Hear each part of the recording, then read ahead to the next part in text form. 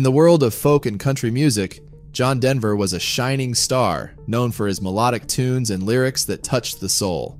But on an ordinary October day, his life would take a chilling turn. Picture this: the cockpit of a small private aircraft soaring above the picturesque landscape.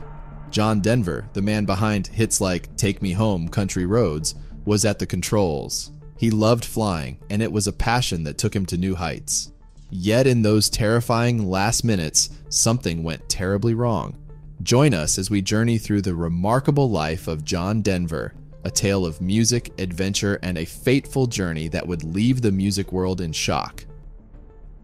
John Denver was actually born as Henry John Deutschendorf Jr. on December 31, 1943.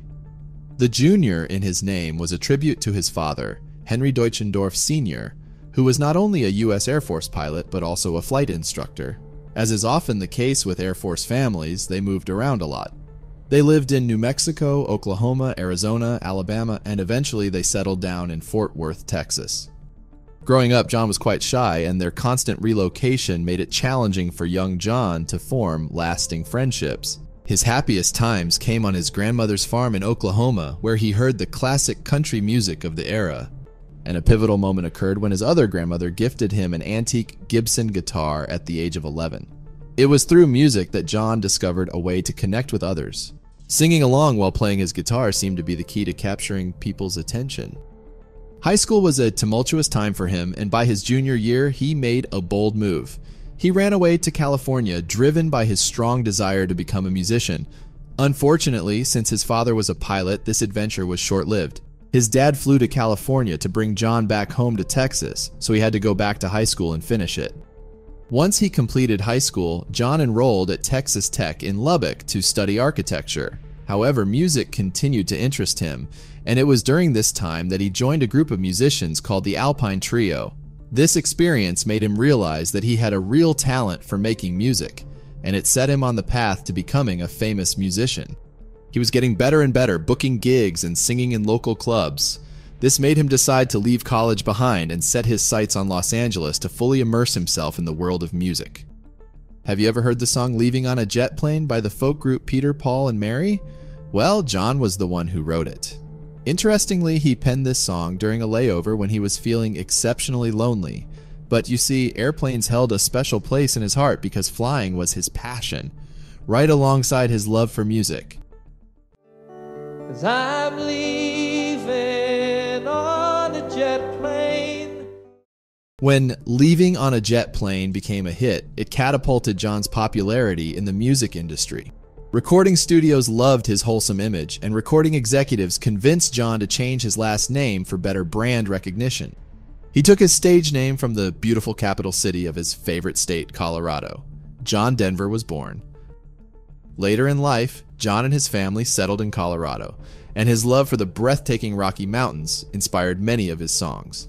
And the name Denver worked wonders for him. Throughout the late 60s and into the mid-1970s, John Denver released 6 albums, and 4 of them were huge hits. Some of his chart toppers included "Take Me Home, Country Roads," "Annie's Song," and "Thank God I'm a Country Boy." In fact, his song "Rocky Mountain High" would become the official state song of Colorado, cementing his legacy in the Centennial State.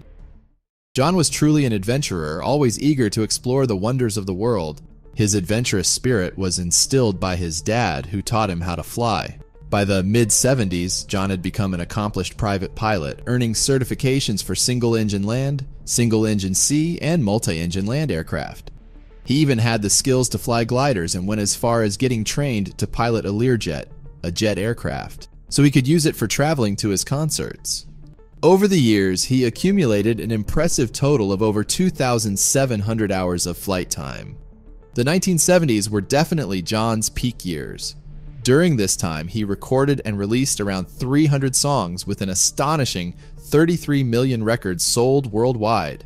He even made appearances in television shows and films showcasing his diverse talents. However, as the 1980s rolled in, John's career began to decline. While he continued to perform, he shifted his focus towards activism. Notably, he was one of the first artists to incorporate environmental messages into his music, starting with the song "Whose Garden Was This?", written by Tom Paxton. This track marked the beginning of a series of songs he recorded to raise awareness about environmental issues. While the vast and untamed landscapes of the American West fulfilled his adventurous soul, John also found fascination in less traveled frontiers. His curiosity extended beyond Earth's borders, leading him to pursue a unique interest in outer space. In fact, his enthusiasm for space exploration was so great that he went on to take and successfully pass NASA's examination to determine both his mental and physical fitness for space travel. As a result of his qualification, John emerged as a leading candidate to become the first civilian in space aboard the Space Shuttle Challenger. He had great plans to write a song in space, but fate took a tragic turn as he was rejected from joining the expedition. Ironically, this would ultimately save his life, since the Challenger spacecraft exploded during takeoff in 1986. Close friends of John would often describe him as a daredevil, particularly when it came to flying. He had a deep passion for aerobatics and glider flying, often demonstrating his skills by shutting off the engine of his plane about 35 miles from Aspen just to show that he could glide it in safely. In his collection of aircraft, he owned a Crescent Eagle and a couple of Cessna 210Ss. However, in 1997, John Denver sought a new thrill, leading him to discover the Long Easy, a popular home-built aircraft. This specific plane was constructed in 1987 by a builder in Texas and had a unique modification.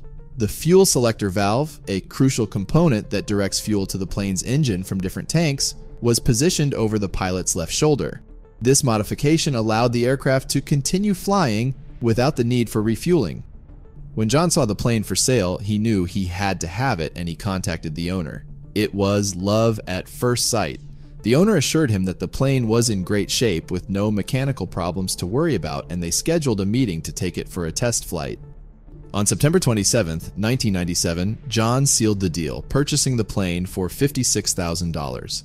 He had big plans for it, including a fresh paint job and a new registration, N555JD.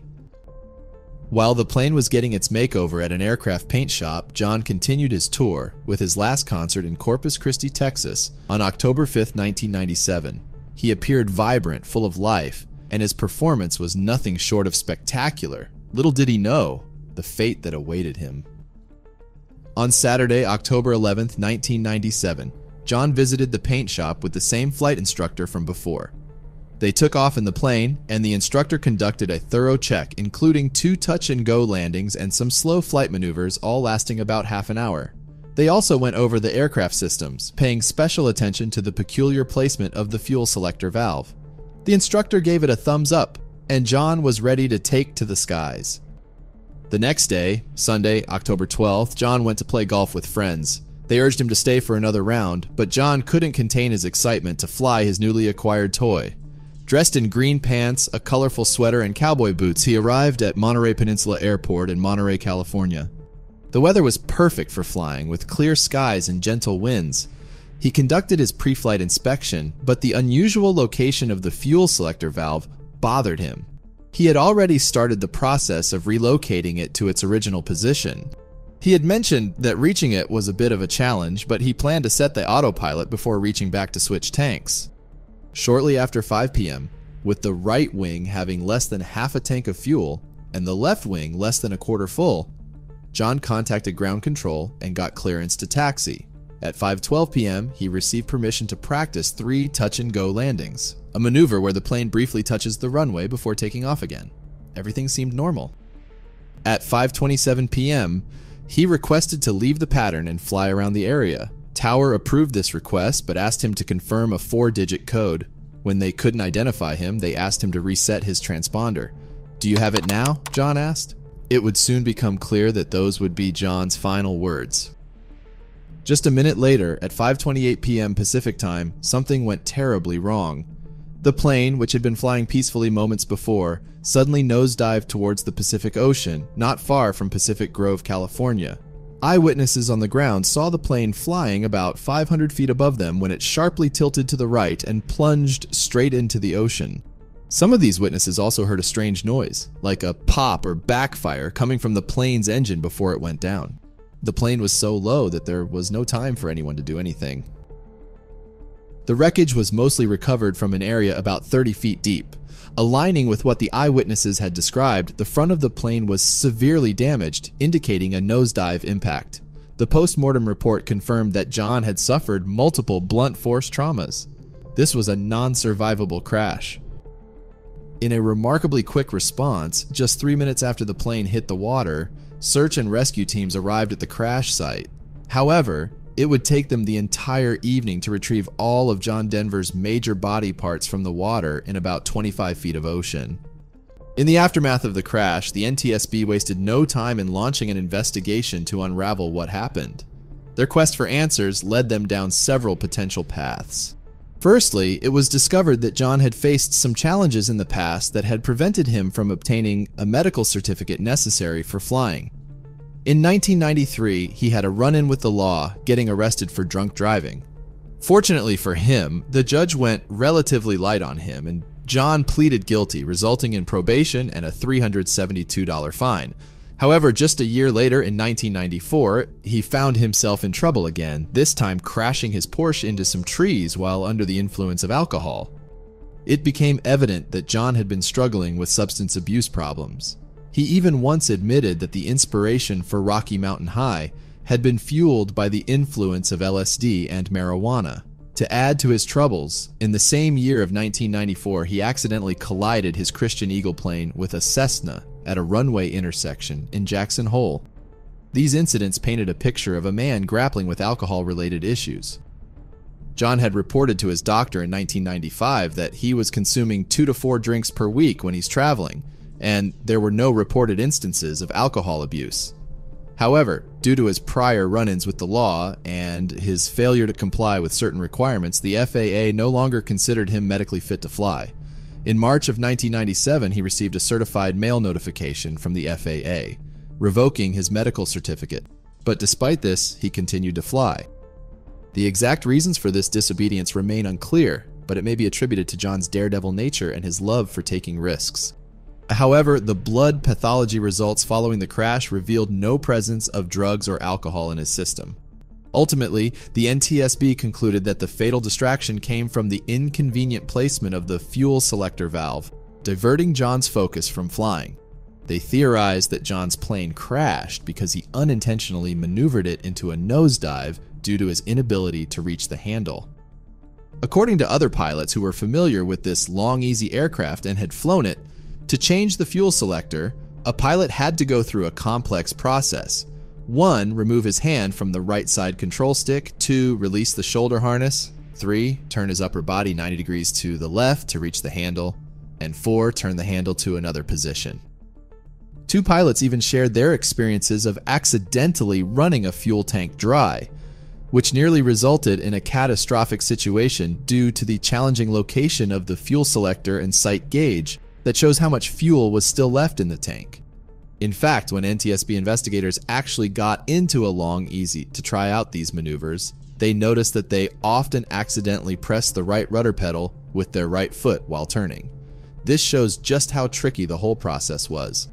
Investigators also discovered that John hadn't refueled the plane before taking off.